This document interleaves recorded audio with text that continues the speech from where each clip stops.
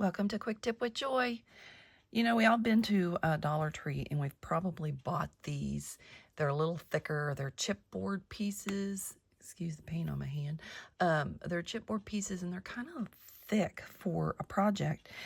Here's a way you can get rid of the layers. It's just chipboard, so remember that it comes off in slices. So this is the top. Now you see that this color, well, let me put it side by side. This color is the top. So you have a little darker color for the very front of it. That doesn't mean you can't use this still. Be careful though, like if you're working with clocks, that you're not doing it upside down. You know, this little tip here. All right, so I'm going to move this out of the way and show you how to get a nice, this came off of this, you know, came in layers, and it's just a piece, and it just, you get it wet, and it just comes off. Now, you want to make sure that you're not got it upside down, so let's scoot this over. I'm going to just show you on my mat here.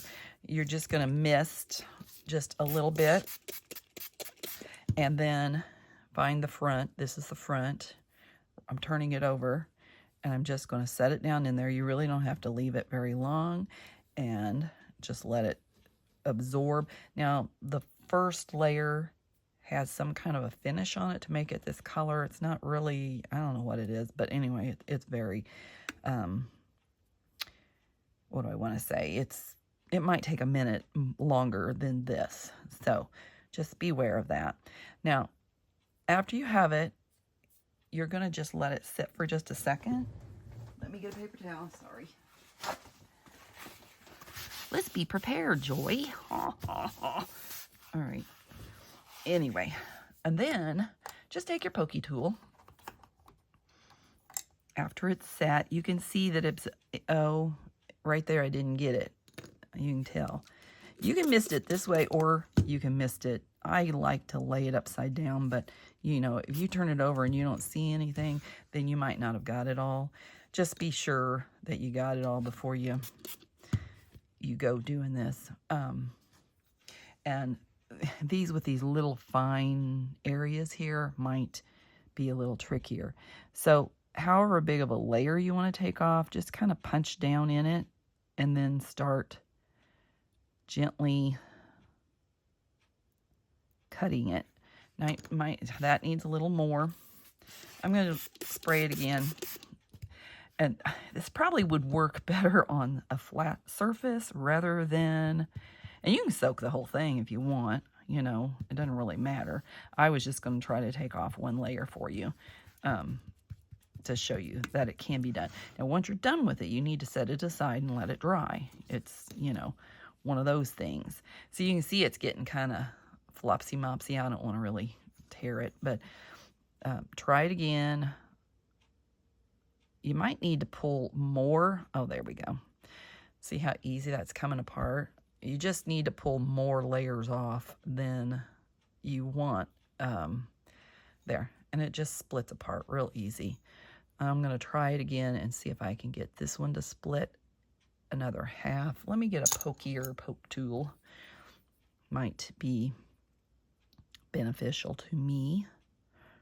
That was the bottom. No, that was the top. All right.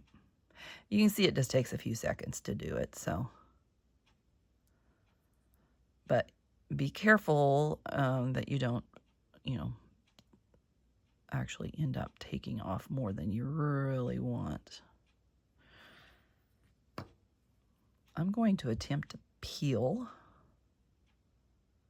these apart, even though,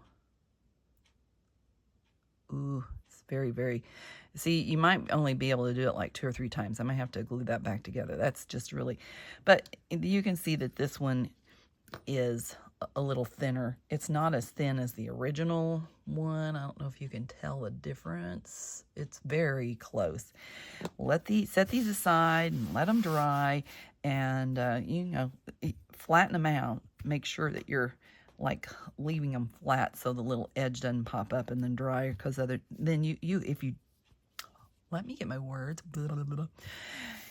if you do and it dries curved up, just spray it again. That's what I want to say. Oh my goodness. You would think that I could have a little word come out of my mouth like I want it to be, but no. All right, anyway, after you get them taken off, as you can see with this one over here, I did a little mixed media color and stuff on it. You know, I used a little patina and silver and gold, and I just had fun with it. That might make your, if you're using it on the inside of a journal, it certainly will make your project a little bit thinner than the thickness of this. Now, these are good for the front, you know. Let me get it the right direction. If you want to use the thickness of it, just beware that they can peel apart if you're using too much stuff on them. And you can seal them up with something before you start, you know, like a little matte medium. Seal them up before you start, and then that way it won't absorb into the project. So that's your tip for today. I hope you like it. If you do, give me a thumbs up and share it if you like. And if you would like to see more from me, give me a ring-a-ding, subscribe, ring the bell, and I will see you next time. Remember, your day is full of choices, so choose joy. Have a great day.